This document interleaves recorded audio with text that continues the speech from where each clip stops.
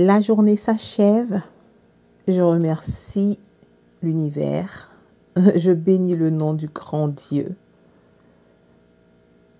J'ai une conversation puissante avec une amie entrepreneur qui traverse une épreuve difficile.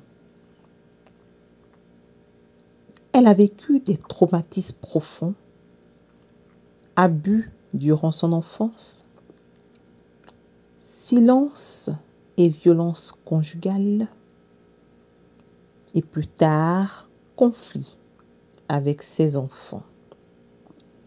Tout cela l'empêchait d'avancer dans son entreprise, ou du moins, nous avons fini par conclure cela après notre entretien. Malgré ses efforts, elle accumulait des échecs. Incapable de se concentrer pleinement sur ses projets. Nous avons discuté longuement cet après-midi. Ensemble, nous comprenons que son passé la retient prisonnière. Comment bâtir un empire quand l'esprit est enchaîné aux blessures d'hier? Comment avancer avec ces personnes qui construisent notre être? Un papa qui a abusé de son enfant. Un conjoint violent.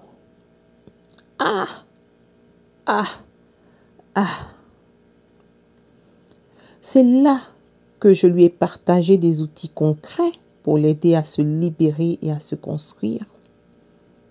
L'écriture est une libération. Nous en avons parlé pour faire tourner la page. Ensemble, on a proclamé des rituels de coupure par la visualisation. L'imagination comme Alice au pays des merveilles pour se projeter dans une nouvelle vie où mon amie est libre et sereine et en paix. Ensemble, nous avons rédigé des affirmations positives car mon amie mérite paix et joie. Je lui ai donné mon exemple que la gratitude et la prière sont le socle de mon existence. Chaque jour, je remercie Dieu pour tout ce que je suis afin d'attirer plus de bénédictions. Et j'ai proposé à mon ami de vivre au quotidien gratitude et méditation. Je l'ai vu prendre conscience que sa réussite ne dépend pas seulement de ses stratégies d'affaires, mais aussi de son état intérieur. En choisissant de lâcher prise, elle se donne enfin la permission d'exister pleinement et de prospérer. Ô toi qui m'écoutes et qui me suis, si toi aussi tu ressens que ton passé t'empêche d'avancer, sache qu'il est possible de se libérer.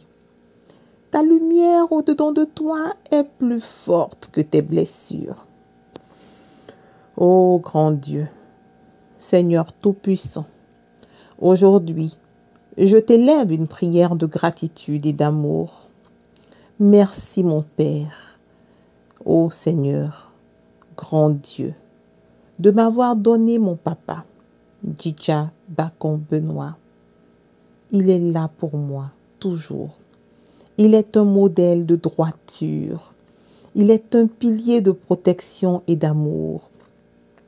Il m'entoure de tant de sagesse et de bienveillance que je n'ai jamais connu ces souffrances-là. Et je ne me les connaîtrai jamais. Ni moi, ni mes enfants, ni toute ma génération.